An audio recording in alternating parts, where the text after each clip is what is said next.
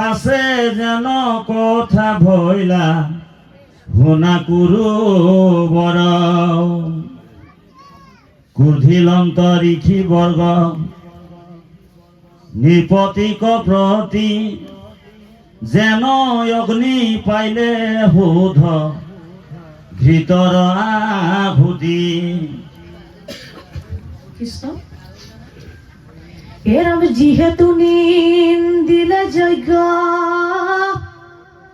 পতি রক সারিলে কইটু লজ্জা ভয় মস্তক এরমি তুই অমঙ্গল পাপি বেন ব্যাপি রেক কৃষ্ণ কোননো পুরুষে আছে থাকনি বেক ৰাম যাহাৰ প্ৰসাদে ভৈল হৈতে ক প্ৰভাৱ ঔষধিৰ গাছক কৰয় পৰাভৱ। এৰম জিতু খৰি তিলুই কক পৰম না ইয়ক সমস্তে ভূতৰ খ্ৰিস্তি স্থিতি বিধায়ক ৰাম হেন ঈশ্বৰক নিন্দা কৰে বাৰম্বাৰ বোলে মই মহেশ্বৰ আগত আমাৰ। এৰম মিহি বাক্য খেল মহন তোৰ ক্ষমা নয় কৃষ্ণ বেন কব ধীৰে লাগি কৰিলে নিশ্চয়। ৰাম এহি বুলি ঋষি বৰ্গে মন দৃঢ় কৰি বেনক মাৰিলা ক্ৰোধ বচন সংকাৰী। এৰম অসৃতৰ বিভূতি পৰ বতে প্ৰায় যেন মৃতক মৰি লেখ পুনৰায়। ৰাম পৰিল দীৰ্পতি নিজ সিংহাসন হন্তে চাৰিলে ক প্ৰাণ শ্ৰেষ্ঠা নাহি হৰিৰতে। এৰম পাশে ৰেখি গৰ্ব এৰম পাশে ৰেখি বৰ্গ নিজ আশ্ৰমে লীলা কৃষ্ণ শুনা পাশে তাৰ মাতৃ জীবত লীলা কান্দিলা ঘূৰ্ণিতা বেন তনয় ৰহুকে পুত্ৰৰ দাৰুণ শোক দিলা বিধি মোকে। এৰম কৰিলু অনেক পাপ পূৰ্ব মতে ইহব খেদত প্ৰাণ ঘৰুকে মতে।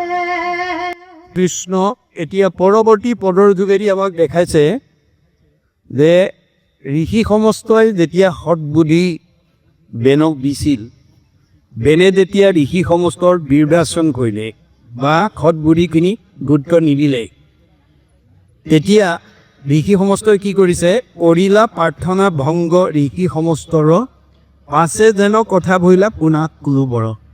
ঋষিসকলৰ বাক্য যেতিয়া কুলংঘা কৰিলে, তাৰ পিছৰ কথাখিনি কি হ'ল শুনা, এই বুলি পৰীক্ষিতক সুকে ক'বলৈ আৰম্ভ কৰিছে। কুৰ্ধিলংক ঋষিবৰ্গ নিৰ্পতিক প্ৰতি যেন অগ্নি পাইলে বুদ্ধ ভিতৰ আহুতি।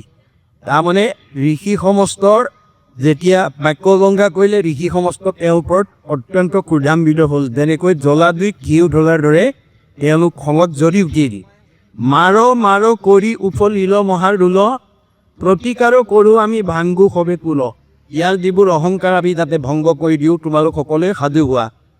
স্বভাৱে দাৰুণ পাপী পৰম নিষ্কল, ইহানৰ জীৱনৰ নসাদৰে পিছুফল। এনেকুৱা বেয়া মানুহৰ দ্বাৰা আমাৰ সমাজৰ বা প্ৰজাগণৰ কেতিয়াও উপকাৰ নহ'ব। এইবুলি ঋষি সমস্তই সিদ্ধান্ত লৈছে। জিলে জগতক ইটো ভস্ম কৰিবেক, আত কিছু ছিদ্ৰ নাহি দেখিও প্ৰত্যেক। ই জীয়াই লাগিলে সমাজৰ অনিষ্টহে কৰিব, ইয়াক মাৰিলে কোনো দোষ নহয়। নহি যোগ্য ইটো নিৰ্পতিৰ আসনক, ই আচলতে ৰজাৰ আপনৰ যোগ্য ব্যক্তি নহয়। ৰাখিবে নালাগে আৰু ইটো দাৰুণক, এনেকুৱা দুষ্ট মানুহ আৰু আমি ৰাখিব ৰজা পাতিব নালাগে। যিহেতু নিন্দিৰে যজ্ঞপতি ঈশ্বৰক, চাৰিৰেক ইটো লজ্জা ভয় সমস্ত। ই সকলো লাজ কাজ এৰি ভগৱন্ত ঈশ্বৰক তেওঁ অৱজ্ঞা কৰিছে। ইটো অমংগল পাপী বেন বেটিৰেক, কোনন পুৰুষ আছে তাক নিন্দিবাক। এই বেনৰ দৰে আৰু কোন পৃথিৱীত বেয়া মানুহ আছে যি ঈশ্বৰক বিৰোধ কৰে। ঈশ্বৰৰ বিৰোধ কৰা জীৱ বেনৰ বেটিৰেক আৰু দ্বিতীয় নাই। যাহাৰ প্ৰসাদে ভৈল এতেক প্ৰভাৱ, যাৰ কাৰণে তেওঁ এই আসনত বহিবলৈ সামৰ্থ্য হৈছে। ঔষধি গছক কৰয় পৰাব, আকৌ সেই যি ঔষধ খাই তেওঁ আৰোগ্য হৈ আছে, অৰ্থাৎ যাৰ কাৰণে তেওঁ ৰজা হৈছে, তেওঁকে আকৌ অৱমাননা কৰিছে। যিটো হৰি তলৈকৰ পৰম নায়ক, যিজন তিনি তলৈকৰ নায়ক, যিজন গৰাকী সমস্তে ভূতৰ সৃষ্টি স্থিতি বিধায়ক, যিজনে সৃষ্টি স্থিতি প্ৰলয়ৰ যিজন গৰাকী, হেন ঈশ্বৰক নিন্দা কৰে বাৰম্বাৰ। সেইজন ভগৱানকো এওঁ বাৰে বাৰে নিন্দা কৰিছে। বোলে মই মহেশ্বৰ আগত আমাৰ, ময়েই মহেশ্বৰ, ময়েই মহা ঈশ্বৰ, মোতকৈ আৰু কোন আছে, এই অভিমান তেওঁ কৰিছে। ইকি বাক্য শুনি মহন্তৰ ক্ষমা নয়, এনেকুৱা কথা শুনি আৰু ঋষি সমস্ত তেওঁক ক্ষমা কৰিব নোৱাৰিলে। বেনক বধিবে লাগি কৰিলে নিশ্চয়, আৰু বেনক বধ কৰিবৰ কাৰণে সিদ্ধান্ত ল'লে।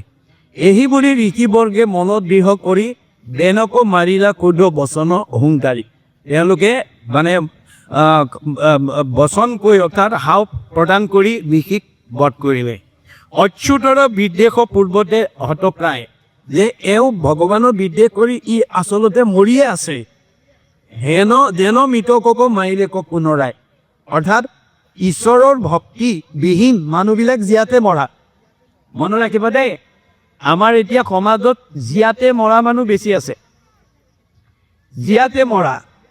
গতিকে আমি আচলতে জীয়া মানুহৰ দৰে থাকিব লাগে। কোনে কৈছে? কপিলে মাকক কৈছে, মা তুমি জীয়া মানুহৰ দৰে থাকিবলৈ যত্ন কৰিবা। মাকে কৈছে, বোপাই মৰা মানুহ আছে নেকি? মা, পৰিয়ালত, সমাজত, গাঁৱত, পৰিৱেশত মৰা মানুহৰ সংখ্যাই বেছি। বোলে কোনবিলাক মৰা মানুহ? সাধুৰ খংগে কৃষ্ণ কথা নুশুনে যি নৰ, জীৱনকতে মৰা কিটো অধম পামৰ। আদিৰ দৰে সাধুৰ খংগত আহি মনত আনন্দ লগা কথা যি নুশুনে, সি মনত বেয়া লগা কথাই শুনি থাকিব লাগিব। ভগৱানৰ সৃষ্টিত দুটা, এটা ভাল আৰু এটা বেয়া, এটা দিন এটা ৰাতি, এটা পোহৰ এটা আন্ধাৰ, এটা ভক্তি এটা মাই। তত্ত্ব গতুম আদিৰ পৰা অন্তলৈকে দুটা বস্তুৰ ওপৰতে ভগৱানে জীৱক লৈ আনন্দ কৰি আছে। এতিয়া আমি কোনটো পথেদি যাব লাগিব? যদি আমি আন্ধাৰৰ পথত যাওঁ, আমি জীয়াতে মৰা। গতিকে তাৰ কাৰণে আপুনি মইতো দূৰৰ কথা, ব্যাসৰ দৰে বিদগ্ধ পণ্ডিত, যিজনক ভগৱানে বেদজ্ঞ শাস্ত্ৰজ্ঞ টিকালৈজ্ঞ ধ্যানত ভগৱানক সাক্ষাৎ কৰিব পৰা যোগ্য ব্যক্তি কৰি জন্ম দিছিল, তৎসত্বেও তেওঁ জীৱন্ততে অসুস্থতাত ভুগিব লগা হ'ল। কিয়? যে তেওঁ ভগৱন্তৰ প্ৰদত্ত জ্ঞানটো প্ৰয়োগ কৰিব নাজানিলে। তেওঁ কেনেকৈ আছিল? দিনেক পূৰ্বতে কৰা কৰপুত্ৰ ঋষি বদৰিকা শ্ৰমত আচন্ত ব্যাসৱতী। এদিন পৰাপৰ পুত্ৰ ব্যাসে বদৰিকা শ্ৰমত বহি আছে। কেনেকৈ আছে? উগুলক সগুল বন নাহি সুখ শান্তি, নপাংক উপায় একো মনে গুণী দান্তি। এই উগুল থুগুল মন এটা লৈ বহি আছে। কিয় তেওঁক এই উগুল থুগুল ভাৱে মনত প্ৰতিক্ৰিয়া কৰিছে, ভাবি চিন্তি উত্তৰ বিচাৰি পোৱা নাই। ফলত কি হৈছে? অধু মুখে আছে বকি হুয়া নিশ বদ, কেহি বেলা তৈত্যে আঁকি মিলিল নাৰদ। তেওঁ তললৈ মুখ পাৰি মন মাৰি বহি আছে। তেনে সময়তে ভগৱন্তই নাৰদক পঠাইছে, যোৱা মোৰ ভক্ত বিপদত কৰিছে, তুমি আঙুলিয়াই থৈ আহা, ক'ত ভুল হৈছে। হাতে বিনোদনক মুখে ৰাম নাম, হৃদয়ক কৃষ্ণ মূৰ্তি স্ফূৰ্তি অবিশ্ৰাম, নাৰায়ণ নাৰায়ণ, আনন্দ মনত আহি গ'ল। নাৰদৰ আনন্দ মূৰ্তি দেখাৰ লগে লগে ব্যাস সচকিত, আহা আহা দেৱঋষি, পাদ্য অৰ্ঘ আচমনি লৈ আপোনাক গোভাই উদ্দেশ্য ব্যাখ্যা কৰিছে। পাদ্য অৰ্ঘ, পাদ্য মানে ভৰি ধোৱা পানী, অৰ্ঘ মানে মুখ ধোৱা পানী। আমি ভকতক ভৰি ধোৱা পানীয়ে মুখ ধুবলৈ দিব নালাগে। বেদৰ মতে মুখ ধোৱা পানীৰ পাত্ৰ এটা বেলেগকৈ ৰাখিব লাগে। এতিয়া বহুতে নাজানি একেটা টিঙৰ পানীয়ে মুখো দিবলৈ, ভৰি ধুবলৈও দিয়ে, মুখ ধুবলৈ দিয়ে। সেইটো আপোনালোকে সংস্কাৰ কৰিব। গতিকে আমাৰ বেদৰ মতে ভৰি ধোৱা পানীয়ে মুখ ধুবলৈ দিব নালাগে। উদ্দেশ্য বাক্য সোধাৰ লগে লগে নাৰদে ক'লে, মই উদ্দেশ্য ব্যাখ্যা কোৱাৰ আগতে তুমি কোৱা, তোমাক ভগৱন্তই এই যুগৰ বিদগ্ধ পণ্ডিত, বেদজ্ঞ, শাস্ত্ৰজ্ঞ, তীতালজ্ঞ, জ্ঞানত তুমি ভগৱানক সাক্ষাৎ কৰিব পৰা যোগ্য ব্যক্তি কৰি পঠাইছে। তৎসত্বেও তুমি এনেকৈ মন মাৰি কিয় থাকিব লগা হ'ল, সেইটো মোৰ আগতীয়াকৈ কোৱা। নাৰদৰ কথা শুনি ব্যাসে ক'লে, দেৱঋষি, মই নিজেই নাজানো মোৰ ক'ত ভুল লাগি গ'ল। তুমি বিদগ্ধ পণ্ডিত আৰু অৱতাৰী পুৰুষ হিচাপে মোক আঙুলিয়াই দিয়া। এই বাক্যষাৰত ব্যাসে আমালৈ কি আদৰ্শ কৰিছে? দাস্যত্ব ভাৱ। মনত ৰাখিব, ব্যাস নিজেও এজন অৱতাৰী পুৰুষ। 24 অৱতাৰৰ ভিতৰত ব্যাসো এজন অন্যতম অৱতাৰী, কিন্তু প্ৰাধান্য কাক দিছে? নাৰদক। এই ভাৱনা, অৰ্থাৎ আপুনি এই মূৰমূৰীয়া গাঁৱত মোতকৈ জনা মানুহ, জ্ঞানী মানুহ, পণ্ডিত আৰু দ্বিতীয় নাই বুলি নাভাবিব। আপোনাতকৈ কম বয়সৰ এজনেও আপোনাতকৈ বেছি কথা জানিব পাৰে। আপোনাতকৈ কম শিক্ষিত এজনেও আপোনাতকৈ কোনোবা দিশত অভিজ্ঞতা বেছি থাকিব পাৰে। গতিকে নজনা কথাটো জনাজনৰ ওচৰত শিকিবলৈ আমি কোনোদিনেই লজ্জাবোধ কৰিব নালাগিব। মনত ৰাখিব, আমাৰ কি লাগিব? দাস্যত্ব ভাৱ লাগিব। আপুনি সমাজত নিজক প্ৰতিষ্ঠা কৰিবলৈ হ'লে আপুনি নম্ৰ স্বভাৱৰ হ'ব লাগিব, দাস্যত্ব ভাৱ হ'ব লাগিব। অহংকাৰী মানুহ কোনেও ভাল নাপায়। সেইকাৰণে দাৰ্শনিক পণ্ডিতে কৈছে, to become great one we must be humble. আপুনি সমাজত নিজক প্ৰতিষ্ঠা কৰিবলৈ হ'লে নিজে নম্ৰ স্বভাৱৰ হ'ব লাগিব। অহংকাৰী মানুহ কোনেও প্ৰতিষ্ঠা নকৰে। গতিকে ব্যাসে সেই আদৰ্শটো আমালৈ দিছে। ব্যাসৰ সেই দাস্যত্ব ভাৱ দেখি নাৰদে প্ৰত্যুত্তৰত কি বুলি কৈছে? নাৰদ বদতি শুনা মহামুনি ব্যাস, তুমি সে কৰিলা কবে জগতকে নাশ। তুমি গোটেই জগতক বিপদে পৰিচালিত কৰিলা। নিৰন্তৰে পশুৰ লোৱাইলা তুমি প্ৰাণ, নাহি মন্দ কৰ্ম আৰু ইহাৰ সমান। তুমি নিৰন্তৰে পশু বলি দি পেলাই ঈশ্বৰত ভজিবলৈ শিকালা। ইয়াতো আৰু বেয়া কাম নাই। গৰিহিত কৰ্মকো কহিলা ধৰ্ম বুলি, তোমাৰো বচনে লোক নাকিল সমলি। তুমি এই যুগৰ বিদগ্ধ পণ্ডিত, তোমাৰ কথা সকলোৱে সঁচা বুলি ধৰি ল'লে। গতিকে তুমি বেয়াকো ভাল বুলি কৈ দিলা। গতিকে আকস্মিকে লোককো শিকাইলা হিংসা ধৰ্ম, নুবুধিলা তুমিও বেদৰ কপ্ত মৰ্ম। তুমি 4 বেদ 14 শাস্ত্ৰ 18 পুৰাণ ৰচনী বিদগ্ধ পণ্ডিত হিচাপে সমাজত পৰিচিত হ'লা, কিন্তু বেদৰ কথাই নাজানিলা। বেদে কি কৈছিল? যত দেখা ভূত প্ৰাণী সবা শাকে বিষ্ণু মানি, হিংসা এৰি কৰা উপকাৰ। বেদে কৈছে, মই চবতে আছোঁ দেই, কুকুৰৰ চিগাৰিলে গগৰ ভৰো আত্মাৰাপ। দেহটো এই কুকুৰ মেকুৰী, আত্মাটো নহয়। গতিকে পাৰিলে তাহাঁতক উপকাৰ কৰিবা, কাকো হিংসা নকৰিবা। তুমি কিন্তু কি কৰিলা? হিংসা ধৰ্ম টিকাই দিলা। মানুহবিলাকৰ স্বভাৱ কি? স্বভাৱে লম্পট বিষয়ত অনুৰাগ, স্বৰ্গ পাইগো বুলি ৰংগে কাটে সংসাচাৰ। হাঁহ আৰু ছাগলী বলি দিলে স্বৰ্গ সুখ পাই বুলি কৈ দিলা, চব দপিয়াই কৰি। ফলত কি হ'ল? কি দিল? তোমাৰো ঋষি পৰম অন্যায়, নাহি সুস্থ চিত্ত তব কেহি অভিপ্ৰায়। তুমি মানুহক ভুল পথে পৰিচালিত কৰাৰ কাৰণে তোমাৰ পাপ হ'ল, যাৰ কাৰণে তুমি এই অৱস্থাত ভুগিব লগা হৈছে। এতিয়া ব্যাসে ক'লে উপায় এটা আছে। মোৰ উপদেশে কৰা ভাগৱত শাস্ত্ৰ, অচাৰুক গোবিন্দৰ গুণনাম মাত্ৰ। এতিয়া তুমি ভাগৱত শাস্ত্ৰ 18 নম্বৰ সূৰ্য পুৰাণ ৰচনা কৰি তুমি 17খন পুৰাণত যি ভুল পথ দিলা, ভাগৱত পুৰাণৰ দ্বাৰা তাক নচ্ছাত কৰি দিয়া। তোমাৰ হাতেৰে ৰোৱা পুলি তোমাৰ হাতেৰে উভালি দিয়া। আনে উভালিবলৈ গ'লে মানি নল'ব। যদি জানি গণে কাকো কৰে নিবাৰণ, আউৰ তাৰ বচন নমানে পূজন। বুঢ়ে উপালম্ভ কৰি বচন খণ্ডিত, জ্ঞাসতো অধিক ভৈল এহেন্তে পণ্ডিত। ব্যাসে কোৱা কথা ভুল হৈছে বুলি কোনোবাই ক'বলৈ গ'লে মানুহে তাক উভতি ধৰিব, এওঁ আকৌ ব্যাসতকৈ পণ্ডিত আহি। গতিকে তোমাৰ হাতেৰে ৰোৱা পুলি তোমাৰ হাতেৰে উভালি দিয়া। গতিকে সূৰ্য শাস্ত্ৰ 18 নম্বৰ শাস্ত্ৰ ভাগৱত পুৰাণ ৰচনা কৰি 17খন পুৰাণত তুমি নচ্ছাত কৰি দিয়া, নহ'লে আৰু বিকল্প নাই।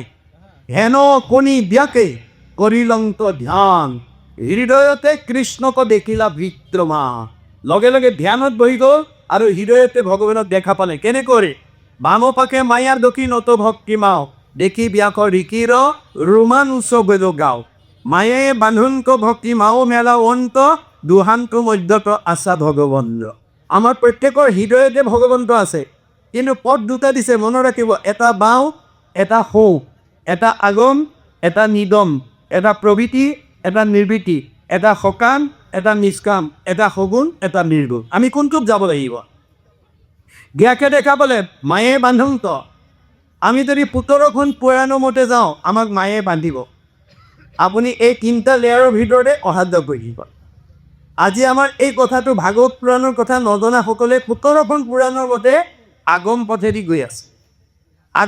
গৈ আছে এতিয়া আমাৰ সমাজত আগম পথে যোৱা মানুহ শতকৰা ৭০জনে ১৭খন পুৰাণৰ মতে ধৰ্ম আচৰণ কৰি আছে আপুনি কৰিব পাৰিব কিন্তু আপুনি সংসাৰ চক্ৰত ঘূৰি থাকিব লাগিব ভগৱানৰ ওচৰলৈ যাব নোৱাৰিব গতিকে আমি নিগম পথেদি আমি সোঁহাতেদি যাব লাগে ভক্তি মাৰ্গেদি কাৰণ মায়ে বান্ধন্ত ভক্তি মাও মেলাৱন্ত দুহান্ত মধ্যক আছা ভগৱন্ত আমাৰ প্ৰত্যেকৰ হৃদয়তে ভগৱান আছে কিন্তু পদ দুটা এটা বাওঁ এটা সু এটা আগম এটা নিগম এটা প্ৰবৃত্তি এটা নিৰ্বৃত্তি এটা সকাম এটা নিষ্কাম এটা সগুণ এটা নিৰ্গুণ কোনটো পথেদি যাবলৈ যদি আপুনি আগম পথেদি যায় বাং খাব আমাৰ ১৭খন পুৰাণৰ মতে জীৱশ্ৰেষ্ঠ মানুহক কৈছে হে জীৱশ্ৰেষ্ঠ মানুহ তোমালোকে পৃথিৱীলৈ মানুহ নামৰ উপাধি লৈ অহাৰ লগে লগে তোমালোকৰ ৫টা ধাৰত ধৰুৱা হৈ আহিছা ভগৱানৰ ওচৰত তোমালোকৰ 5টা ধাৰ লাগি আহিছে আৰু এই 5টা ধাৰ পৰিশোধ কৰিবৰ কাৰণে তোমালোকে নিতেও পঞ্চযজ্ঞ কৰিব লাগিব কি যজ্ঞ কৰিব লাগিব ঋষি যজ্ঞং দেৱ যজ্ঞং ভূত যজ্ঞং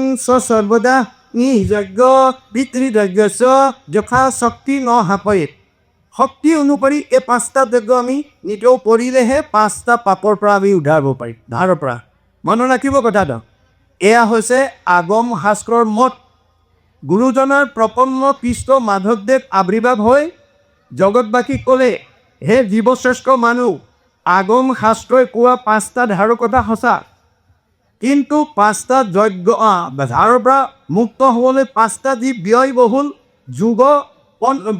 যুগ বিৰোধী যি আচৰণ কৰিবৰ কাৰণে কৈছে সেইটো নকৰাকৈ অতি কম আয়াসতে তোমালোকে 5টা দিনৰ পৰা মুক্ত হ'ব পাৰিবা মাধৱদেৱে আমাক সহজ উপায় দি থৈ গ'ল দেই ক'ত দিছে ভক্তি ৰত্নাৱলী তেওঁ কি বুলি কৈছে অপিতৃভূত পতি দেৱ ঋষি কুৰ্হিদৰ উপদিলে তা গম্ভাৰ ডিঙি হুৱে নৰ উমে দেৱ ঋণ খোজে তৰ্পণে ঋষি বলিদানে ভূত শ্ৰাদ্ধ আদি এপিতৃ সমভাৱে কুৰ্হিদ খবৰ খোজে ঋণ এহি মতে ঋণী সদা ভগৱতী বিহীন আজিৰ দৰে যদি আমি ভাগৱত দশম কীৰ্তন ঘোষা ৰত্নাৱলী নুশুনো নপঢ়ো ঈশ্বৰৰ নাম নকওঁ নাগাওঁ তেতিয়াহ'লে আমি 5টা যজ্ঞ কৰিব লাগিব